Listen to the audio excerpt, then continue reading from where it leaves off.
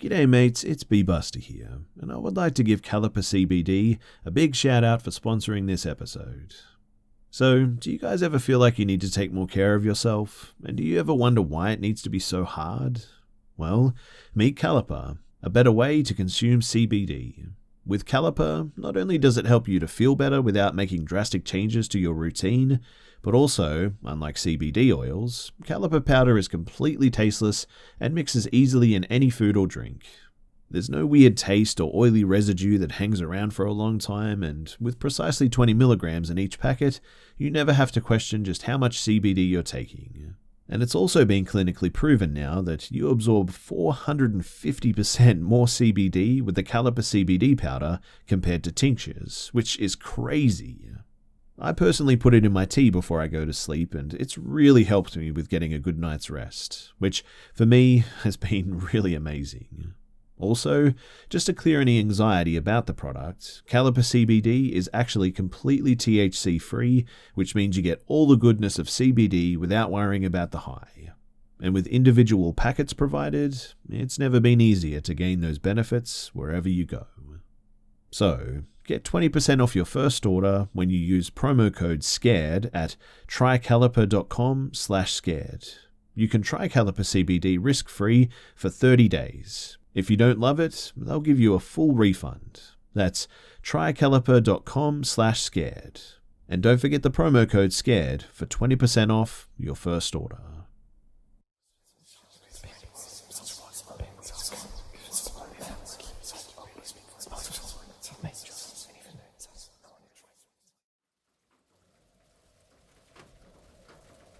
So this happened to me 2 weeks ago. I started university in September, and therefore I live in a students-only apartment complex. There are 4 other apartments in my hallway, and sometimes we just spend time in each other's apartments. I had the luck, too, to lose my keys the first week of university. It wasn't a big deal, I simply paid for another set of keys. But after a week in my apartment, I started to notice that some of my stuff wasn't in the same place as I thought I'd put it. It didn't really scare me because, well, I'm a pretty easily distracted person. But on the day of the incident, I was coming home earlier than usual with another student, Thomas, the boy that lives in the apartment next to mine. We went in, and when I unlocked my door, there was a woman inside my apartment. Of course, it really scared me, but as I was about to ask her what the heck she was doing in here, she told me, "Oh, sorry, I didn't know that you'd be home this early. I'm the janitor, I clean rooms weekly." She then smiled at me and she left. I didn't even know that we had a janitor in this complex, but I guess this kind of explained why my stuff was moving. Thomas then noticed that she had left her keys on my desk and said that I should give them back to her. And when I looked closer, I realized that those were my lost keys. Oh. The night passed, and I decided to talk to the man in charge of the complex about this. I told him that the janitor had my lost keys, so I didn't really lose them, and I asked for my money back. But he just looked at me in sort of total incomprehension and told me that we don't even have a janitor. And at that, I just froze, because the obvious question is, who the heck went in my apartment for the past few weeks? Why was she there, and what was she doing? We decided not to call the police because, well, nothing had actually been stolen, but I still searched for cameras in my apartment. You never know with these sort of psychopaths, but I haven't seen her since that day. I'm really glad to know that she can't enter the complex anymore without the badge on the keys.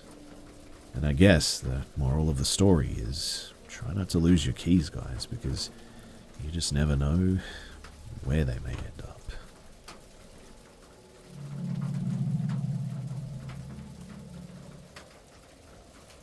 So this is going to be pretty long, but I'm giving a lot of context because, well, it's a big decision that I need help with. And I want to give as many details as possible, so hopefully I make the right one. So I recently found a job in a nearby town, but it is far enough that I had to move because it was not possible to drive to work every day. I live with my girlfriend, and Since I wasn't so sure about this job opportunity, I first went alone for a week to try it out, before making a more definitive decision about moving. One of the reasons that made me come here too was that when I told my employer that I lived far enough so I would have to move, he mentioned a place that I could stay for really cheap, that was conveniently close to work and belonged to a friend of his. So I got a number and I called the guy, and it was indeed cheap, considering where it was located and the size of it too. Before the first day of work, I met the landlord and we went to see the place. The apartment, it was really big, and right next to my workplace. The only drawbacks are that it seems to be a fairly old building with 4 floors, one for each apartment, and it has no elevators. And since I live on the first floor, it's a reasonable amount of stairs, let me tell you. When I went inside for the first time, though, I only saw a huge empty apartment with absolutely no furniture. It has 4 bedrooms, all of different sizes. The kitchen is huge and the living room is even bigger. The only thing that really bothered me at first was that the ceiling is pretty low, but I guess that's a common thing in old buildings. Now, my landlord had nothing special about him other than that he asked me if I could stay in a hotel for the first night because he needed to get things ready before my arrival. So I did that, but when I moved in on my second day, it seemed like everything was pretty much exactly the same, so I really don't know why he asked me to wait like that. Anyway, my first week went by fast. I would arrive home always tired, and since I had a sleeping bag and my suitcase with me, I mostly slept and or stayed on my phone when I was home. But the job is nice and it pays really well, considering how little I spend on rent, so after pondering for some time, I decided to stay and move in for real with my girlfriend and some furniture. She works from home, so moving would not be much of a problem for her too, which was convenient. So my girlfriend and I were excited to adventure ourselves in a new place with all different people and things to do. Our first week together went pretty well too, and nothing could be more perfect really. But then things started to get weird on week 3. When we had finished setting up a net on the balcony to prevent the cat from jumping out. And so when everything was ready, we brought him in. He is usually really chill too, but the moment that we opened his cat carrier inside the apartment, he just would not come out of it and would seem really stressed and sort of agitated. For the following days, he would spend most of his time inside of his carrier too, and according to my girlfriend, he would only get out on rare occasions and would stay close to her all the time, not ever exploring the surroundings. On week 3, I also met a neighbor on the stairs one day, and he made a joke about how people would always be moving in and out of my apartment, which later I found out one of my co-workers had stayed there for a short period of time, but wouldn't give me a straight answer on why he left. And it wasn't long after that too that my girlfriend started giving me some signs that something just wasn't right. She would have humor changes and would act sort of weird on some occasions. Eventually, she started messaging me to come home immediately too from work because she just did not feel good while home alone, even though she's used to that because of her job. Like I mentioned, she works from home. I suggested to her to take her computer and go work somewhere else, like maybe a cafe or a park during the day, but she said that she didn't want to leave the cat alone, which is something she seemed to like before, but not anymore. So that was weird. But at first her complaints were reasonable. Quickly though, they just started to sound a little bit bizarre if I'm being honest. Like, first she told me the apartment was suffocating and would lack sunlight during the day, and that it would be cold at all times. Then it quickly progressed to an absolute terror of being alone inside. One day she even brought our sofa out to the balcony and would stay there with the cat all day, only coming inside when I got home. At first, I thought her change in behavior was just due to the fact that we were in a new town and everything about our routine had changed. But the deterioration of her situation was quick, and from week 4 to week 5, things were really getting out of control. Also around that time, I started getting extremely tired and kind of sick frequently too. Sore limbs, headaches, and difficulty sleeping. Obviously, that deeply affected our relationship too, and it culminated in a bad argument in one weekend. while we were at my parents' house in my hometown. After that, she cried a lot and finally opened up, stating things that I would never have thought she would say in a serious manner, like that she would see shadows constantly and hear weird animal-like sounds coming from the empty bedrooms. Now, even though I lived there too, besides feeling kind of sick and tired a bit, I had never experienced anything like that. And I even started to think that it had something to do with depression or simply loneliness. I asked her to give it one more chance, and she agreed to come back with me on the condition that we would leave the cat with my parents for a while, since at this point he had almost stopped eating altogether.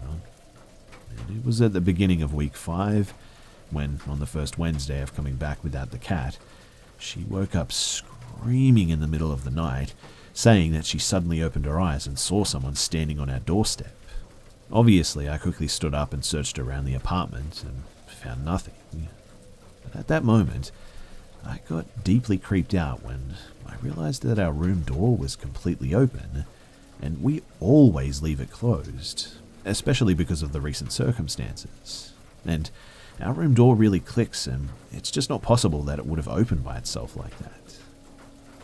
After that too, she started crying a lot, and I had to take her by car to her parents' house in our hometown in the middle of the night and come back so that I could go to work the next day.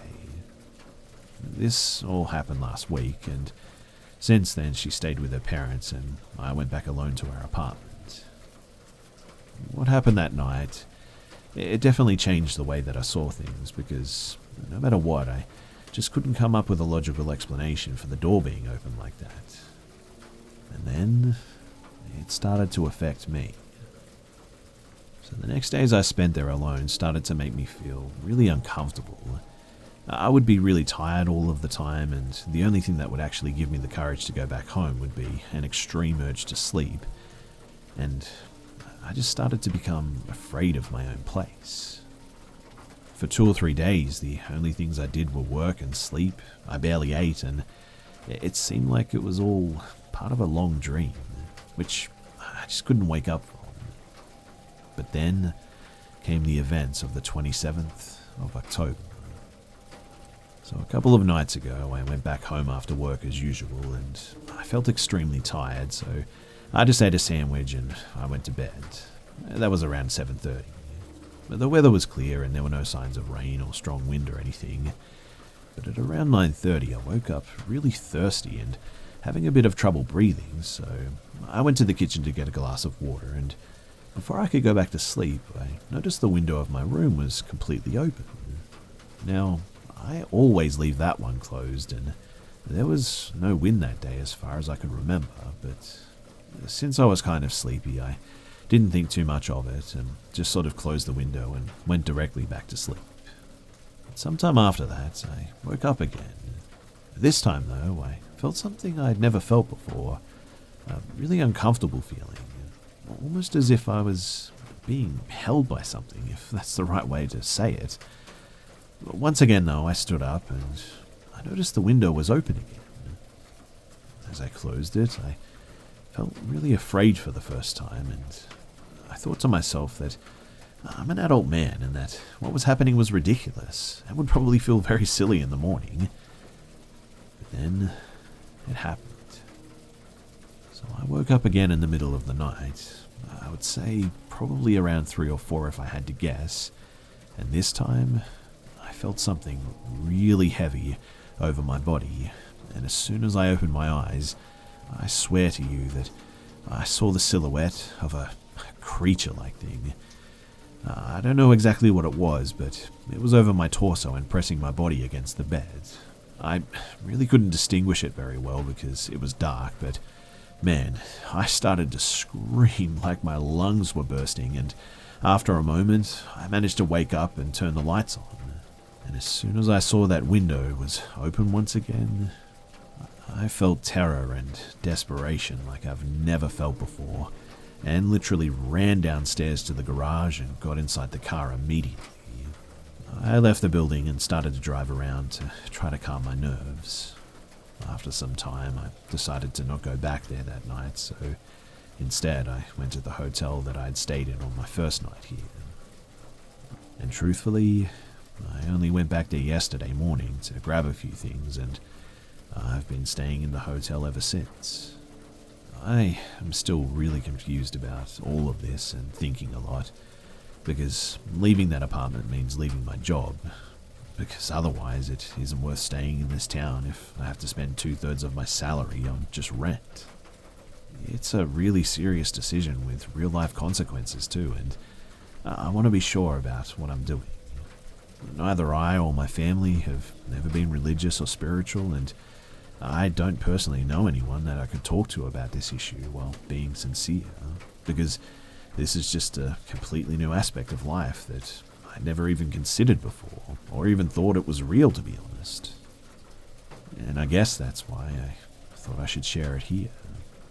I'm hoping that maybe someone here will believe me, and maybe someone can help me.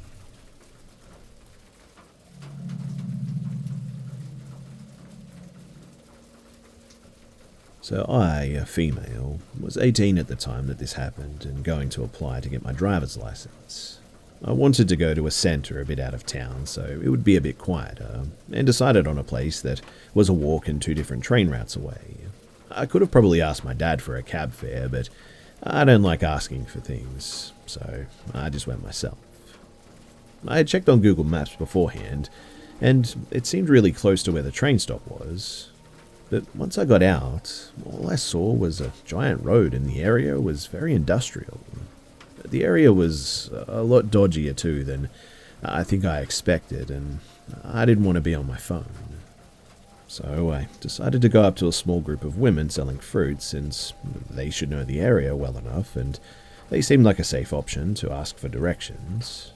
When I got there, at the stall, there was a man, and he said, "I actually work there and am on my way and will show you." I felt a bit nervous, I must admit, but he seemed confident and friendly.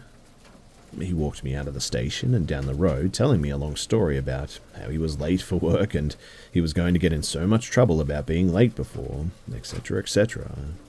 His story was getting more and more detailed, and he started to seem, I don't know, nervous, and was just talking a bit too much.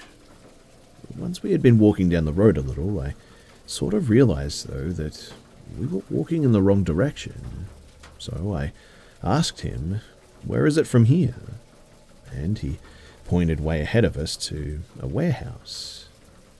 Now, I knew that the centre was definitely not that far away, so I just initially nervously, with him saying again and again, "It's not far from here," and then eventually assertively, I said, "I want to be safe, and thank you, but I'll just take a cab." So I ducked into the closest business, a vet, and called a cab. And when it came, it actually took me in the opposite direction, which was weird. This was definitely really creepy, and I have no idea what his plan was once we got to that warehouse, but I'm pretty confident that nothing good would have come from it. In fact, looking back on this, it's kind of terrifying. I didn't go back to the centre again after that, and I haven't been back to that place for years.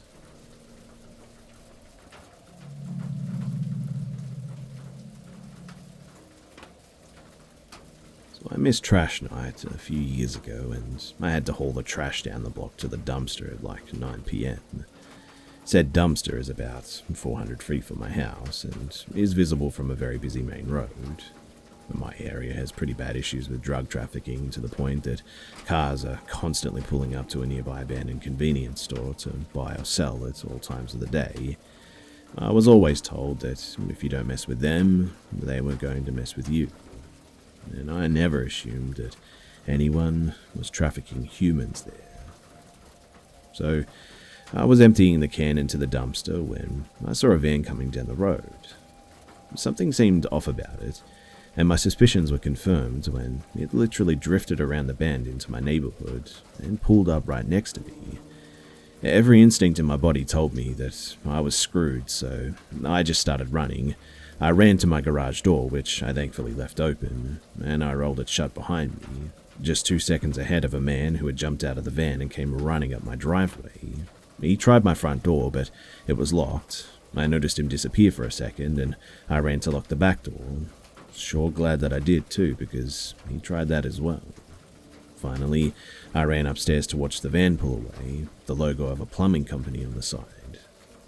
In my panic, I unfortunately didn't memorize the name, but it was definitely a plumbing company. The scariest part, though, was that there were at least 4 people in the van, all of them older men. To a scrawny teenager like me at the time, this really freaked me the hell out. I told my family about it, but all we could do was file a police report, and I was so traumatized by the whole thing that I forgot most of the details that could be useful. I want to believe that this was all just a one-off thing, but there were some more similar attempts like this on the news recently.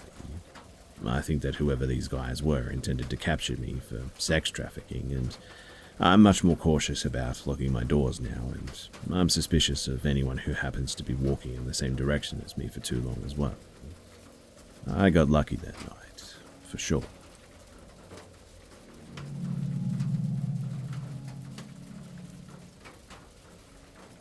So I'd like to start off by saying that, like my last post about the clown doll, I'm very skeptical when it comes to things people claim are paranormal. I don't just jump to conclusions that a strange event is caused by spirits, but some things I really just can't wrap my head around or explain. I won't say what happened to me and what I experienced was from a spirit, because I don't know 100%. All I do know is that I will never touch a Ouija board again, or be around one, because the experience disturbed me for the better part of a year. Also, I would like to add that this is one of 2 paranormal events I've ever personally experienced that I can say I 100% don't know what happened. Sorry if my story is blunt or boring. I'll just state the facts, though, of what happened and the background. So, I used to think Ouija boards were just a lot of crap.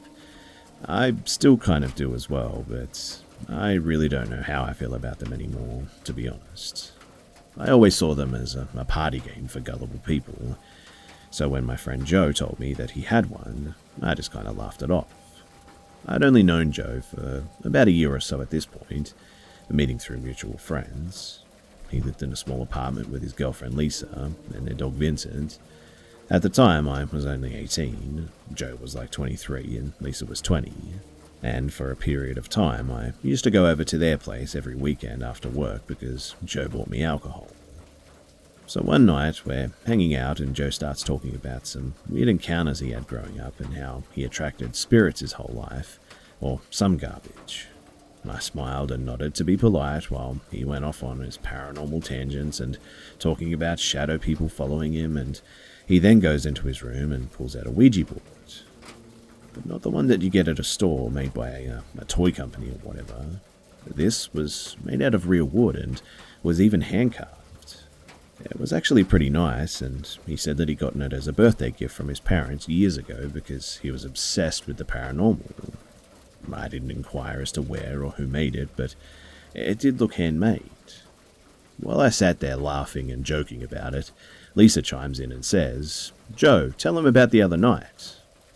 Joe proceeds to tell me how him and Lisa allegedly spoke to a demon using it, and the demon claimed that his name was Beelzebub, a demon in hell apparently. But me being a metalhead at the time, he definitely got my attention with that name. So I said, "Let's do it. Let's try to talk to this demon," half jokingly. Joe asked if I was sure that I wanted to try it, and I agreed, so we went into his room. We turned off all the lights in the apartment, Lisa lit some candles all around the room, and then we sat on the floor. I was nervous, I must admit, but I was having fun watching Lisa and Joe's pageantry. It was spooky, and when I looked over at Joe and he seemed unsettled, I asked what was wrong, and he said that he just wasn't feeling right. He didn't like the doors open, displaying the darker areas of the apartment. Him and I got up and closed every door in the place, every room and every closet door and everything. We sat back on the floor, and Vincent the pup laid on the bed. And we began. Oh, and I forgot to add, and this is very important. Before we started, I told Joe that I was skeptical of someone using their fingers to push the planchette around, so we all agreed to just use the back of our fingernails to touch it. Imagine just slightly bending your finger and placing the surface of your nail on top. That's what we did. That way, even if you did add pressure, your finger just kind of slipped around on the planchette, and it didn't actually move it. We also made a rule too, that if the planchette moves, everyone has to lightly scratch the planchette with their nail to prove that none of us were moving it. What it looks similar to is placing your two fingers on a table and acting like they're legs and running in place. I hope that helps you get the picture, but basically, no one was able to move it on their own this way. So, we tried several times to ask if there were spirits with us, and nothing. For about 20 minutes, that is, we got nothing. Then I told Joe that I wanted to ask for someone in particular.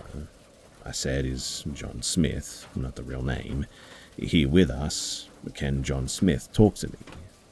John Smith was the name of one of my best friend's dad who was killed in a car crash while driving home from a fishing trip. And then it moved. And it was insane, let me tell you. It honestly felt like a great force just came to life in the planchette, like it had a mind of its own. None of that gliding around the board crap that you see in movies. This thing felt like we were holding onto a person's hand who was tugging and kind of pulling at it. It was strong but articulate movement, and it spelled out, hello. I asked him if he was John, and it spelled yes. I asked him to prove it, and it spelled out the name of my best friend. I asked him where he was when he passed away, and he spelled Lake, and I had chills down my spine when that happened.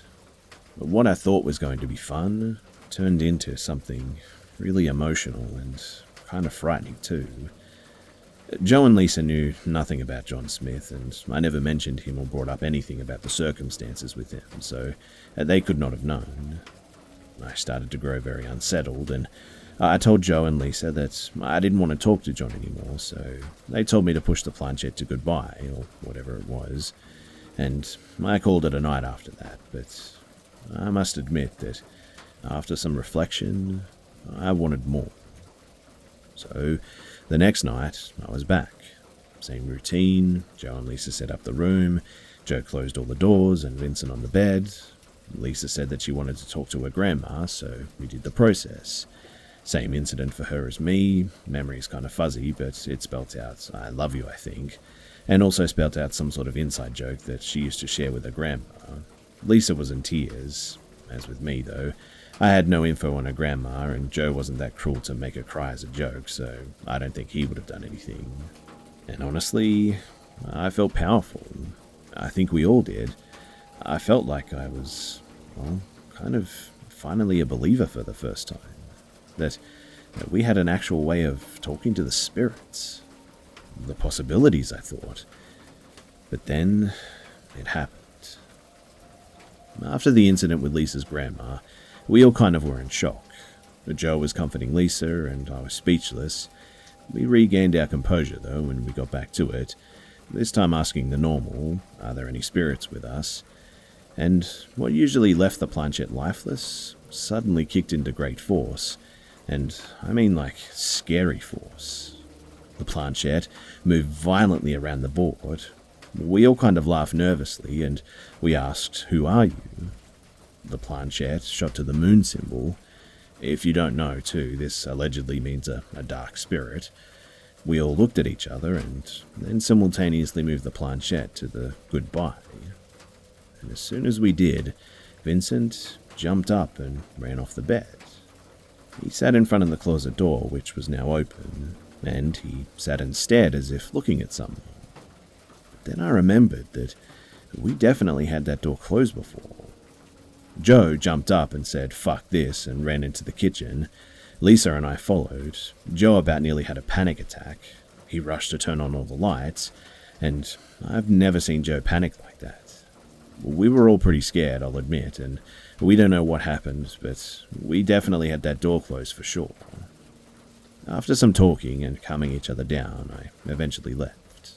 I didn't really sleep that night because, well, I had never really seen anything like that, and I just couldn't stop thinking about it. But after that night, I always felt like I was being followed constantly. For almost a year, I slept with the lights on, and that year ended up being one of the worst years of my life. I fell into a depression, and I was paranoid. I couldn't shake the feeling that something was always watching me. I continued to go to Joe and Lisa's place occasionally, but we never touched the board again after that. We ended up having a falling out some months later over unrelated drama, and we never communicated after that too. But like I said, that year was just horrible for me. I started drinking a lot too, and I tried to get over the feeling, but I always just felt like my energy level was sapped, like the air was heavy, and I just really struggled to find any joy in life. And then the experience hit a peak. So I was sleeping one night, and I woke up in a panic because I couldn't breathe. I felt like someone was literally sitting on my chest. I was gasping for air when suddenly I felt like someone grabbing my feet and trying to pull me off my bed. I instantly went into a struggle trying to kick as hard as I could. Then, all at once, it just kind of stopped. I sat there, horrified. Nobody was in my room. And after that, I lost even more sleep, obviously. It took me a while to get over that one, but I ended up finally getting a hold of my life, and I started going to the gym instead of drinking and wallowing in my pity. I started meditating instead of playing video games, and after that year, it all just kind of went away. It was like I was free from that negative energy again, and I've been fine ever since then as well. And so, that's the story of my Ouija board experience. I know it's long, and I know it's not that intense, but I was trying to paint a picture for all of you guys. I'm still not sure of it all, like I said, whether or not it was in my head or if that night was just some sort of a stress-induced panic attack, but whatever it was, I really don't know how to explain it. I've heard, and people have told me, that demons thrive off of energy or something, and it's what might have happened, but I'm not sure. And maybe it was a demon talking to us all along. Who knows? Maybe they were pretending to be our loved ones, if such a thing exists. I'm just glad that the whole experience is in the past. And one thing is for sure. I will never, ever touch a Ouija board again.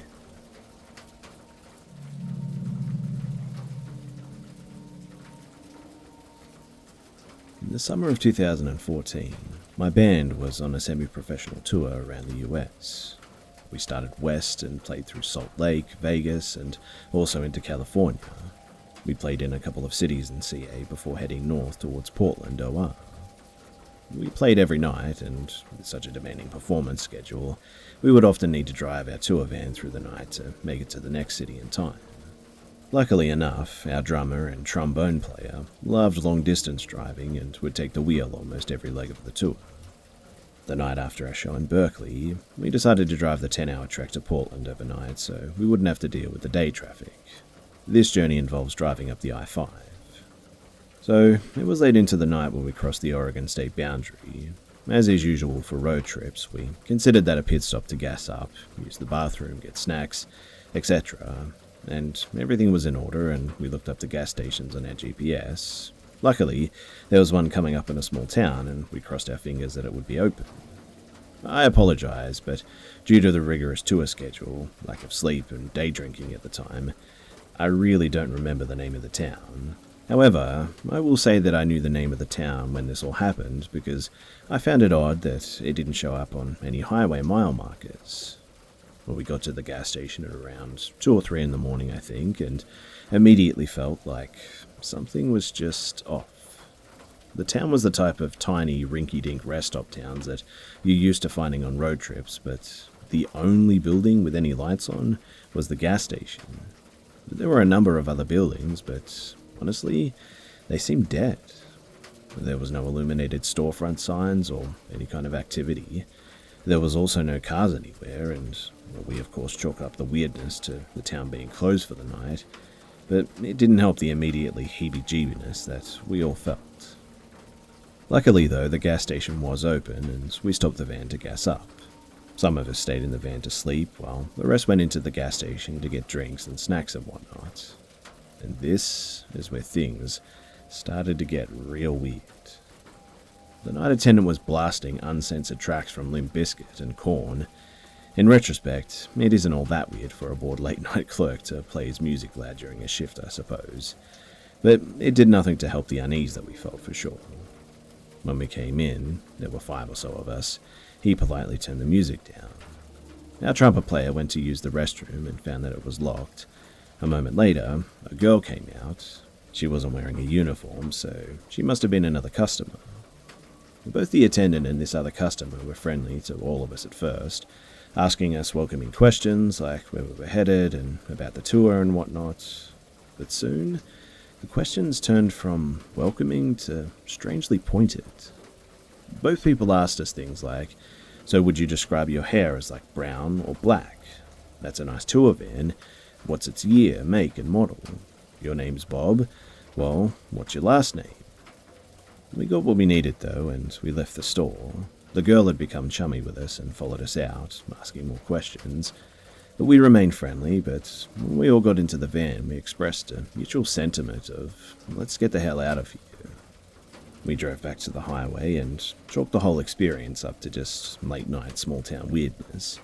I was done for the day too, so I just curled up on my seat and I started to doze off. And the next thing I heard was a loud thud and a what the fuck from our drummer who was driving. My waking brain thought immediately that he had fallen asleep at the wheel or hit an animal or something. I was further confused when he sped the van up instead of slowing down or pulling over. As my grogginess subsided, I realized that all of us had been also sleeping, aside from our drummer or driver, and we were all equally confused. Our trombonist was in the front passenger seat and saw that there was a huge crack in the van's windshield right in front of him. Our guitarist was in the seat behind the driver's seat, and he was trying to brush something out of his hair. Our trumpet player was screaming, "What happened? What's going on?" And then the driver said, some dude on the side of the road just threw a fucking boulder at us. But we were driving well over the speed limit at this point, and we were all awake with a general panic. Our trumpet player picked up her phone and dialed 911. She explained the situation to the operator and was only on the phone for about a minute before she said, "No, we're not doing that. We're going to keep driving." I couldn't hear the operator on the other end, but our trumpet player's face suggested that this person did not like the answer. The call ended, and she explained that emergency services wanted us to pull over immediately and wait for the cops. Hell no, we said to that. The dude who threw the rock obviously wanted to cause us harm, and was probably planning on his throw to shatter the windshield instead of just cracking it. He wanted the van to stop so that he could rob us, or maybe worse. When things de-escalated, we recounted what had happened with our drummer. He couldn't make out any details about the guy, other than he was tall, white, and looked homeless. We asked if he wanted to rest while someone else drove, but he said that there was no way that he was sleeping tonight and that he was fine to drive. The night went on as usual, and we made no more stops until daylight. We stopped at a car wash in a bigger OR city and vacuumed all the glass from inside of the van. We then made a video. It's actually on Facebook. And we spoke a lot about the whole experience in the next few days and realized just how weird the encounter in the gas station was. We didn't have any explanations, other than it was all just a little bit freaky, hills have eyes kind of thing, and we continued the rest of the tour. Fast forward to last year though, and I was talking to a musician friend of mine about the surreal tour stories, and she brought up the ghost town that her band had found while driving from CA into OR in 2017. Her story was very eerily similar to ours as well. Driving through the night, needed a pit stop, came to this small town that they didn't expect to find. When they got there, every building was boarded up on the doors and the windows. The gas station was there, but it was inaccessible. The only sign of human life were porta potties installed outside of the gas station. My friend described them as recently cleaned as well, which was weird. And a chill went up my spine when she told me this, and I immediately shared my band's story. I couldn't do a whole lot of research on this town, as I don't remember its name or its exact location, like I said. I did stumble across the rumoured concept of military-built and operated puppet cities where the Army or the Air Force will run a town as a front to hide weapons testing or other experiments. The towns act as a sort of buffer to civilian passerbys who might otherwise stumble onto some classified stuff. And quite honestly, I think this may have been what we experienced, since the gas station people were so interested in exactly who we were. Maybe a big white van driving through the middle of the night was just a little too suspicious for whatever operation to take lightly. I get that. But the attack on the van and the emergency services telling us to stay put could have been an effort to keep us in the town to interrogate us, but I doubt the military would resort to throwing large rocks at cars when there are safer methods to detaining people, right? I also considered that the town could have been a home to a cult or maybe a drug ring or something. But all I know for sure, though, is that it was a series of increasingly odd experiences that made a story I will tell forever.